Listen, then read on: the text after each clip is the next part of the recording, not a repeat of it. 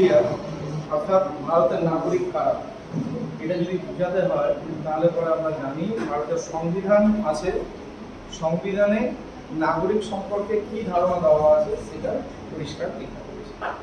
ভারতের নাগরিক 4 রকম ভাবে হওয়া যায়।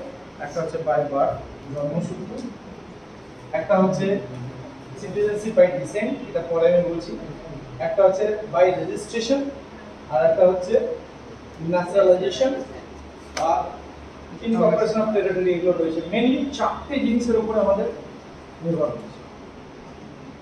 ধর আগে যেটা নিয়ম ছিল এই যে বাই বার্থ, এরোপ্লেনে করে কোনো লোক, শ্রীলঙ্কার লোক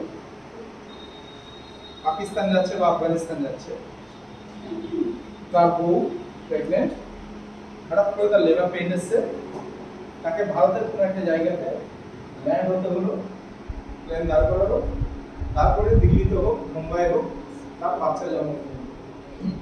সেই মানুষটা বাবা মা কিন্তু নাগরিকত্ব পাবে না, কিন্তু সেই ছেলেটা দাবি করতে পারে যে আমার ভারতে জন্ম হয়েছে, সেই ভারতের নাগরিক হিসেবে নাগরিকত্ব পেয়ে।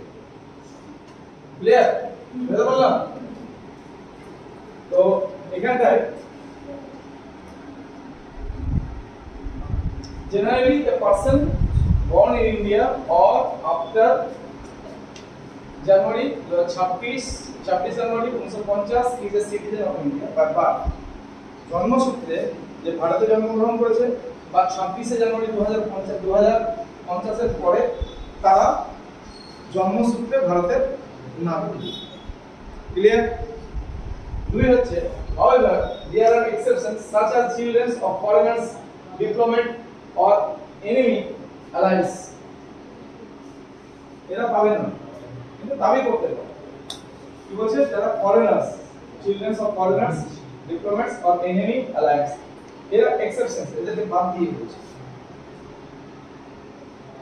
The rules regarding citizenship by birth have been amended over time, particularly regarding the requirement of one or both parents being Indian citizen at the time. যেমন 2003 সালে বলা হলো, আগে কি বলা হলো, যারা জন্মগ্রহণ করেছে তারা প্রত্যেকেই নাগরিক। 2003 অ্যামেন্ডমেন্ট নিয়ে আসা হলো, অ্যামেন্ডমেন্ট আসার সময় বলে দেওয়া হলো বাবা বা মা দুজনের মধ্যে একজনকে ভারতের নাগরিক হতে হবে। 2003 এটা। 2004 কি হলো, আবার অ্যামেন্ডমেন্ট দিল যে না, একজনকে না, যারা 2004 সালের পর জন্মগ্রহণ করবে তাদের বাবা এবং মা উভয়কেই ভারতের নাগরিক হতে হবে, তাহলে সে ভারতের নাগরিক হতে পারে। ক্লিয়ার? ঠিক একই রকম ভাবে 2019 সালে অ্যামেন্ডমেন্ট অ্যাক্ট এলো। কি অ্যাক্ট এলো?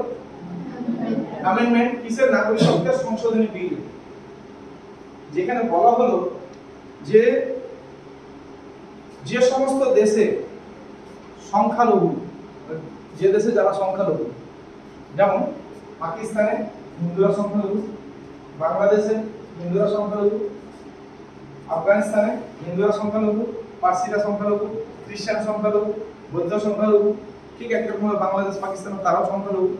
মোট কথা যারা সংখ্যায় কম, যেমন ভারতবর্ষে মুসলিমরা সংখ্যালঘু, শিখ সংখ্যালঘু, পার্সি সংখ্যালঘু, অর্থাৎ যে দেশে যাদের সংখ্যা কম তারা যদি ওইখানে ধর্মীয় কারণে যদি পালিয়ে আসতে বাধ্য হয় ভারতবর্ষে, তাহলে ভারত সরকার তাদেরকে নাগরিকত্ব দেবে। ঠিক আছে? কিন্তু সেখানে মুসলিম নামটা কিন্তু নেই। কেন মুসলিম নামটা নেই? যেটা যুক্তি দেখানো হয়েছে যে যে 6টা দেশের যে দেশের কথা বলা হয়, 6টা দেশে, সেই দেশের মুসলিমরা হচ্ছে সংখ্যাগুরু, মানে তাদের সংখ্যাটা সব থেকে বেশি। তাহলে তাদের সংখ্যা ওখানে বেশি, ওরা যদি আসে তাহলে ওরা নাগরিকত্ব দেওয়া হবে। বাকি ওদের থেকে কম সংখ্যায় যারা রয়েছে তারা যদি ধর্মীয় কারণে সেখান থেকে বিতাড়িত হয়, তারা যদি পালিয়ে আসতে বাধ্য হয়, তাহলে তাদেরকে ভারত সরকার নাগরিকত্ব দেবে। তাহলে কনসেপ্টটা আস্তে আস্তে চেঞ্জ হচ্ছে, যে জন্মগ্রহণ করলে নাগরিকত্ব হবে এমন কোনো ব্যাপার নেই, চেঞ্জ হচ্ছে। বাই ডিসেন্ট কি বলছে এখানটা? By descent a person born outside India can also be a citizen of India by descent if certain conditions are met, usually involving the citizen of their parents. যদি আমি এবং আমার বউ দুজনে ভারতীয়, আমি আমেরিকাতে চাকরি করছি বা কিছু করছি, এইচএস পাস করে বা গ্র্যাজুয়েশন করে কি করবে, তাকে যদি জিজ্ঞাসা করা হয় সে কিন্তু বলতে পারবে না। তো ওই কারণে প্রথমে একজন ঢুকছে, এবার ও গান করছে, ওর বক্তব্যটাও কিন্তু বলছে অনেক ভাবলাম রে চাকরি হবে না রে, ভেবেছি হব ফেরিওয়ালা, ছেলে মেয়ে করবো বিক্রি আমি সারা পাড়া ঘুরে। একটু পজ হলো, ছেলে মেয়ে করবো বিক্রি এবার আমি সারা বেলা, ছেলে মেয়ে করবো বিক্রি এবার আমি সারা বেলা।